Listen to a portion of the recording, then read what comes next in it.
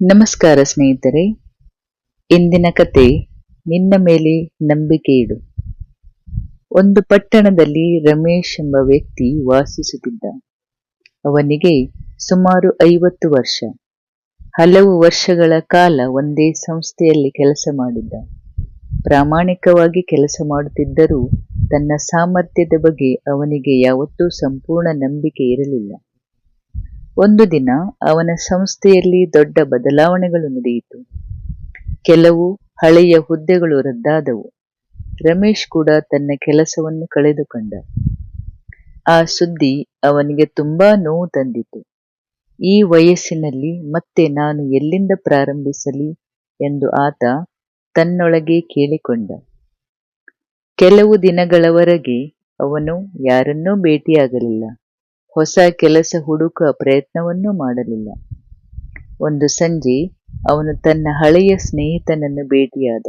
ಸ್ನೇಹಿತ ಕೇಳಿದ, ಇಷ್ಟು ವರ್ಷ ಕೆಲಸ ಮಾಡಿದೀಯಾ, ನಿನಗೆ ಅನುಭವವಿದೆ, ಹಾಗಿದ್ದರೂ ಯಾಕೆ ಹೆದರುತ್ತೀಯಾ?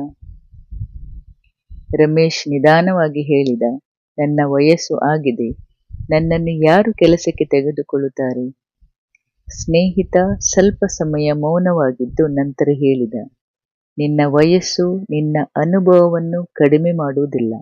ಆದರೆ ನೀನು ನಿನ್ನ ಮೇಲೆಯೇ ನಂಬಿಕೆ ಕಳೆದುಕೊಂಡರೆ ಜಗತ್ತು ನಿನ್ನನ್ನು ನಂಬುವುದು ಹೇಗೆ?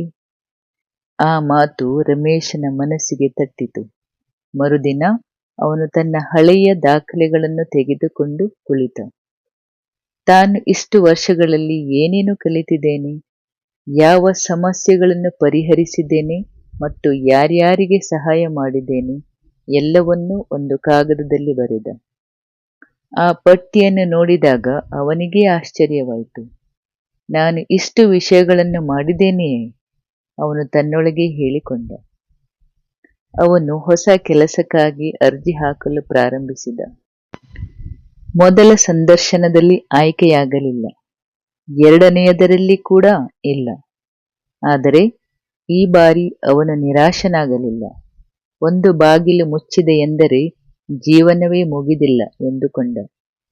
ಕೆಲವು ವಾರಗಳ ನಂತರ ಒಂದು ಸಣ್ಣ ಸಂಸ್ಥೆಯಲ್ಲಿ ಕೆಲಸ ಸಿಕ್ಕಿತು. ಸಂಬಳ ಹಿಂದಿನ ಕೆಲಸಕ್ಕಿಂತ ಕಡಿಮೆ ಇತ್ತು. ಆದರೆ ರಮೇಶ್ಗೆ ಒಂದು ದೊಡ್ಡ ವಿಷಯ ಸಿಕ್ಕಿತು, ತನ್ನ ಮೇಲಿನ ನಂಬಿಕೆ.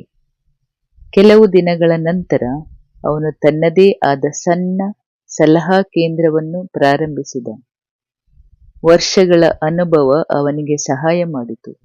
ಒಂದು ದಿನ ಅವನ ಹಳೆಯ ಸ್ನೇಹಿತ ಅವನನ್ನು ಭೇಟಿಯಾಗಿ ಕೇಳಿದ, ಈಗ ಹೇಗಿದೆ ನಿನ್ನ ಜೀವನ? ರಮೇಶ್ ನಗುತ್ತಾ ಹೇಳಿದ, ಕೆಲಸ ಕಳೆದುಕೊಂಡ ದಿನ ನಾನು ನನ್ನ ಜೀವನ ಮುಗಿಯಿತು ಎಂದುಕೊಂಡಿದ್ದೆ.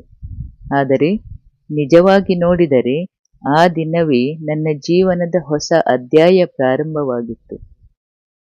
ಈ ಕಥೆಯ ನೀತಿ ಏನೆಂದರೆ, ಜೀವನದಲ್ಲಿ ಕೆಲವೊಮ್ಮೆ ಪರಿಸ್ಥಿತಿಗಳು ನಮ್ಮನ್ನು ಕೆಳಗೆ ತಳ್ಳಬಹುದು, ಆದರೆ ಪರಿಸ್ಥಿತಿ ನಮ್ಮ ಮೌಲ್ಯವನ್ನು ನಿರ್ಧರಿಸುವುದಿಲ್ಲ.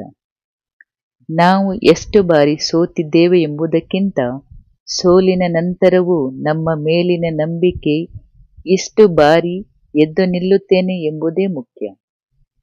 ನಿಮ್ಮ ವಯಸ್ಸು ಏನೇ ಇರಲಿ, ನಿಮ್ಮ ಕತೆ ಇನ್ನೂ ಮುಗಿದಿಲ್ಲ. ನಮಸ್ಕಾರ.